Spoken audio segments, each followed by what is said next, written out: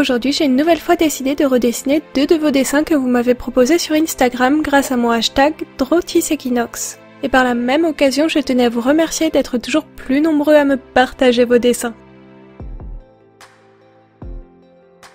Le premier dessin que j'ai choisi est celui d'Azilis Dessine.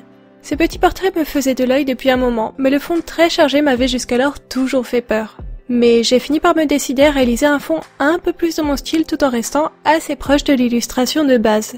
Je trouve que ce personnage a un petit quelque chose d'épique ou de mythologique, et j'espère réussir à faire honneur à cette belle création. J'ai tout de suite voulu réaliser cette mise en couleur avec mes aquarelles Gansai Kuretake. Comme d'habitude, j'ai commencé par protéger certaines zones de mon dessin avec du drawing gum. J'ai essayé une astuce que l'un d'entre vous m'avait suggérée, et j'ai testé d'appliquer mon drawing gum avec mes pinceaux de sculpture. Alors, en effet, le latex se retire facilement de ces pinceaux, ce qui me permet de ne plus détruire mes pinceaux de peinture. Par contre, qu'est-ce que ça gaspille du drawing gum, impossible de l'appliquer en couche fine. Du coup, je suis toujours à la recherche d'une meilleure astuce, si vous en avez une, n'hésitez pas.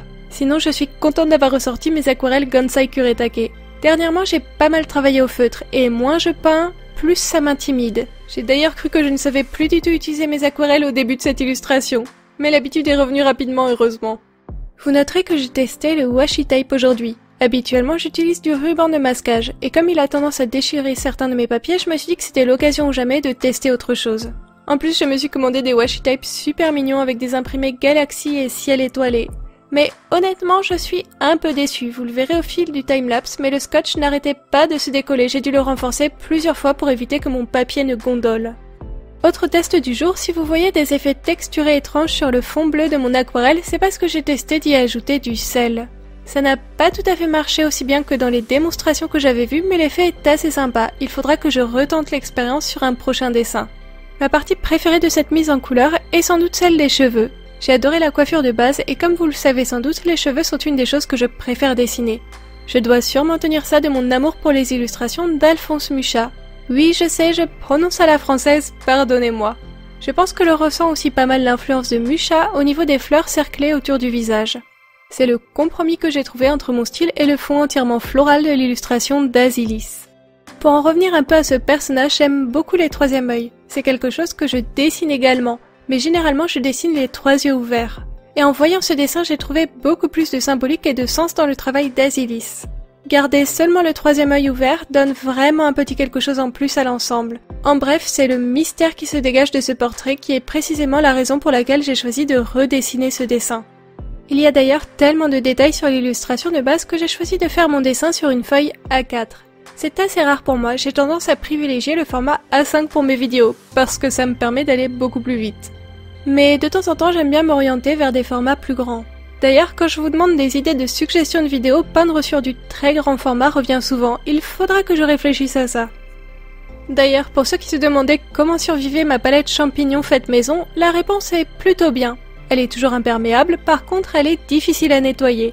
Malgré mes efforts, certaines couleurs laissent des traces. Il faudra que j'essaye de la nettoyer avec des produits un peu plus corrosifs pour voir si je peux venir à bout des taches et si mon vernis tiendra toujours le coup.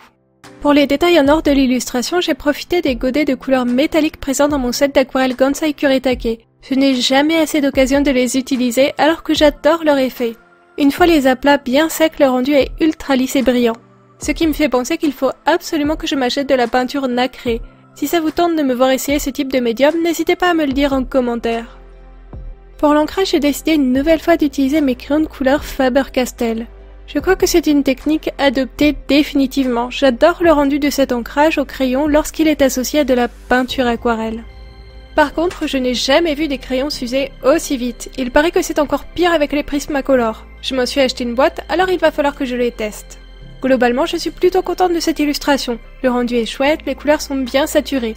Azilis Dessine, j'espère que mon interprétation de ton personnage te plaît. En tout cas, si vous aussi vous voulez me proposer un dessin, n'hésitez pas. Et si vous n'avez pas Instagram, vous pouvez aussi m'envoyer un mail. Mais attention, je n'accepte que les créations originales, donc pas de fanart ou de recopies. Avant de passer à la deuxième illustration de cette vidéo, il y a quelques semaines, je vous ai proposé de redessiner à votre tour l'un de mes dessins dans votre style. J'ai été vraiment ravie et étonnée à la fois de voir autant de participation. Merci à tous de vous être lancés dans cette aventure. J'ai adoré voir vos interprétations de ma petite Minuit. J'essaierai de vous reproposer des dessins de temps en temps. En attendant, je vous laisse apprécier les différentes participations et on se retrouve juste après pour la suite de la vidéo.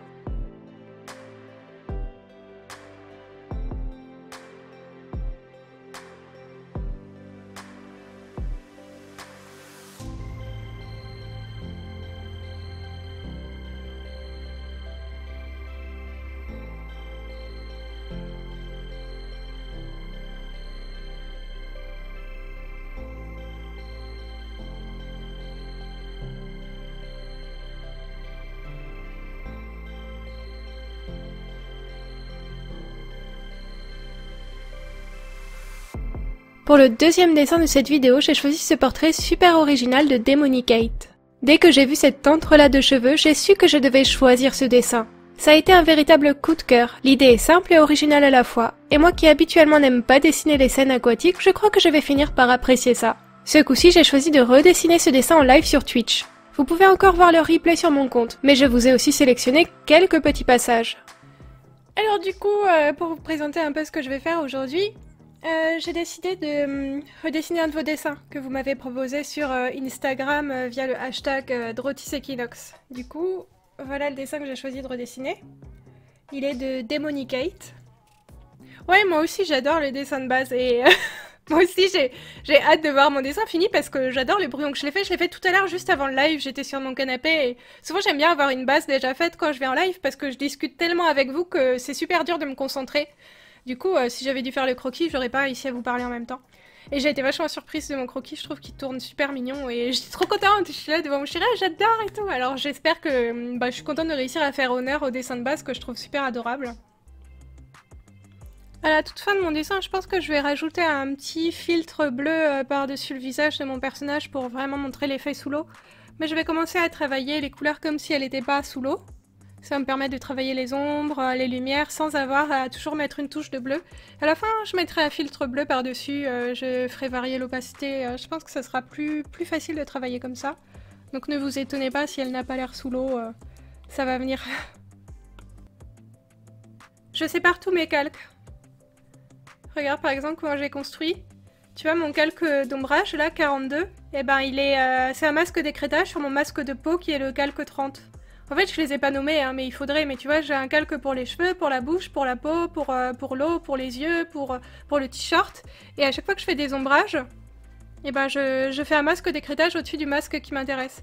Du coup, ça me permet de... Si je fais un gros trait comme ça, tu vois, ça va pas aller dans les cheveux. Ça va aller que sur la zone de la peau. Du coup, c'est beaucoup plus facile à travailler. Je n'ai choisi que des passages audio ayant rapport avec le dessin lui-même. Mais on a aussi discuté de séries, de mangas, de sponsorisation, de chats... Chacun de mes lives est surtout un gros prétexte pour discuter et partager avec vous. Mais si vous n'êtes pas très live, vous pouvez aussi venir discuter avec moi sur mon Discord. Tous mes liens sont dans la description de cette vidéo. Je suis plutôt contente du résultat de ce portrait. Je savais déjà que j'aimais mon brouillon, mais j'avais peur de ma mise en couleur au numérique. Ces derniers temps, je n'étais jamais vraiment satisfaite lorsque je travaillais sur mon iPad. À force de bosser la couleur en traditionnel, j'ai fini par m'habituer à ce rendu et à moins apprécier mon style de couleur en numérique. Mais cette fois le rendu me plaît, alors Demonicate, j'espère que ce dessin te plaît à toi aussi. N'hésitez pas à me dire en commentaire laquelle de ces deux réinterprétations vous préférez. Personnellement, j'ai beaucoup de mal à choisir, les rendus aquarelle et numérique sont trop différents. Mais si je dois retenir un point que j'ai adoré sur ces deux dessins, c'est la représentation des cheveux. Je sais que vous êtes nombreux à me demander un tuto chevelure, il va falloir que j'y pense. En attendant, je vous remercie d'avoir regardé cette vidéo jusqu'au bout. J'espère qu'elle vous a plu et je vous dis à bientôt.